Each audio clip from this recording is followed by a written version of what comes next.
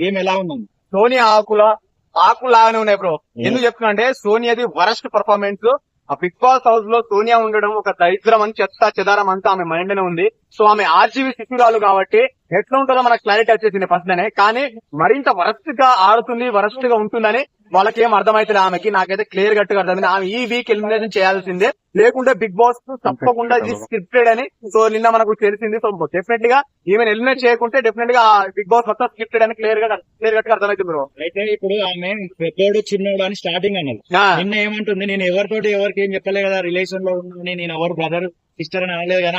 లే అన్నది ఆమె ఫస్ట్ స్టార్టింగ్ లో అన్నది, నువ్వు ఏది అడిగినా ఇస్తాను, క్రికెట్ మానేస్తా అన్నది. అంటే దాని మీనింగ్ ఏంది? ఏమి ఇస్తావు ఆమె? ఏమి ఇస్తావు? బిగ్ బాస్ ఫ్యామిలీ షో, నేను ఫ్యామిలీతో చూస్తాను, ఏమి ఇస్తావు నువ్వు? ఆ రోజు బిగ్ బ్రదర్స్ అన్నారు, ఒక చిన్నోడు పెద్దోడు అన్నాడు. నాకు సార్ షోలగా మాట్లాడాడు చిన్నోనిగా పెద్దోనిగా అని. ఇప్పుడు అనలేదంటే ఎట్లుంటది ముచ్చట? ఆమె అన్నది ఆమె లాంటి అమ్మాయి.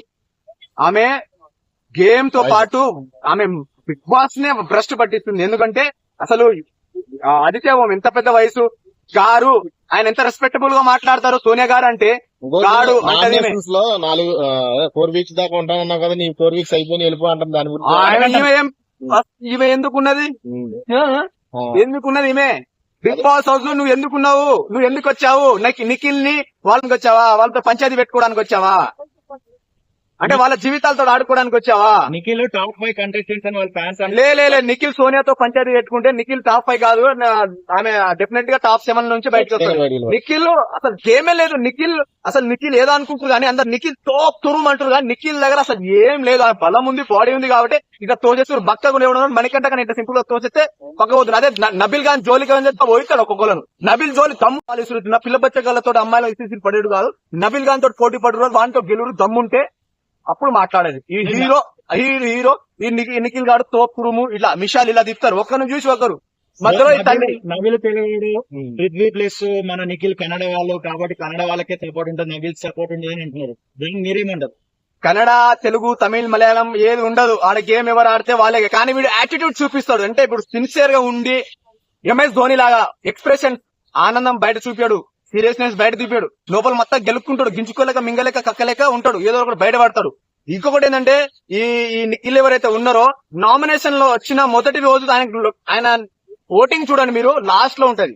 ఎందుకంటే ప్రతిసారి బిగ్ బాస్ ఆయన కెప్టెన్ చేసి ఏదో ఒక రకంగా ఆయన చీఫ్ ని చేసేసి నామినేషన్ లో రాకుండా చూసుకుంటూ కాపాడుకుంటూ ఒక 5-6 వారాలు ఆడిపియచ్చు.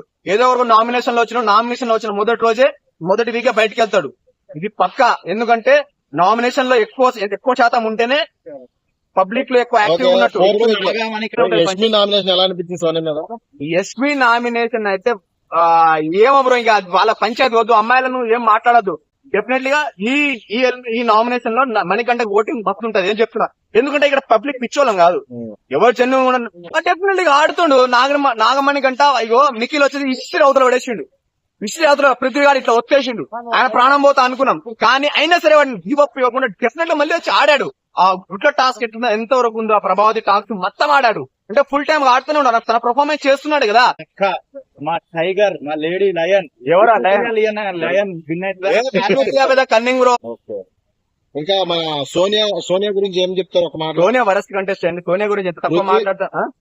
పృథ్వీ చెదారం, వాడేదో బాహుబలిలా విలన్. బాహుబలి నిఖిల్ ఎవరి సైడ్ ఉంటారని మీరు అనుకుంటున్నారు? నిఖిల్ కంటెంట్ లేదు బ్రో. ఏ గేమ్ తోసేసి ఆడు ఒక గేమ్ కాదు. మనకంటే కానీ ఇట్లా ఇన్స్పిరేషన్, అది స్పోర్టివ్ గేమ్ కాదు. ఆడ ఉన్నోళ్ళు దోస్తానం తోటి ఉండద్దు. మీ ఆడ ఉన్నోళ్ళు ప్రతి ఒక్కరు ప్రతి మినిట్ ప్రతి సెకండ్ కాంపిటీటర్ లాగానే ట్రీట్ చేసి ఆడితేనే విన్ అవుతారు. నేను సోనియా ఉంది కదా, నేను సోనియా చుట్టూ తిరుగుతాను, సోనియా ఎప్పుడు హగ్ ఇస్తుంది కదా, నేను అట్లా ఉంటాను, నేను సైలెంట్ ఉంటాను, ఇట్లా మిసాలు తిప్పుకుంటున్నాను అంటే నీ యాటిట్యూడ్ అందరికి నచ్చదు. అది కొంతమందికి నచ్చవచ్చు, కానీ అలాంటి సైలెంట్ యాటిట్యూడ్ అనేది డెఫినెట్ గా బయటపడలేదు. అంటే ఆయన మాస్క్ వేసుకొని ఆడుతున్నాడు 100%. 2,000 టైమ్స్ చెప్తున్నా, నిఖిల్ నెంబర్ 1 మాస్క్ వేసుకుని ఆడుతుంది అంతే 100%. కిరాక్ సీత ఇలా ఆడుతుందండి. కిరాక్ సీత ఫస్ట్ లో కిరాక్ ఆడింది, తర్వాత ఏమో కొంచెం బేబీ సినిమాలో పుల్లలు పెట్టినట్టు పెడుతుంది మధ్యలో. మరి చూడాలి, మరి బేబీ సినిమా 2.0 అవుతుందో మరి చూడాలి. కిరాక్ సీత ఆడితే మంచిగా ఆడుతుంది, లేకుంటే కిరాక్ లేస్తే ఎందుకంటే వాళ్ళు ఒకటే బ్యాచ్, మా సీరియల్ బ్యాచ్ అనుకుంటూ పోతే దరిద్రం అంతా ఒకసారి అయిపోతుంది. ఎందుకంటే నిఖిల్ మనం అనుకున్నంత మంచోడు అయితే కాదు, 100% చెప్తా. ఈ వీక్ లో ఎవరైతే ఎలిమినేషన్ అవుతారనుకుంటారు? ఈ వీక్ అయితే నాకు తెలిసి సోనియా అవ్వాలని మనస్ఫూర్తి కోరుకుంటున్నాను. మేబీ ఆదిత్య ఓం గిన అవ్వచ్చు అంటున్నారు. సో ఆయన ఓటింగ్ పర్సెంటేజ్ తక్కువ ఉంది.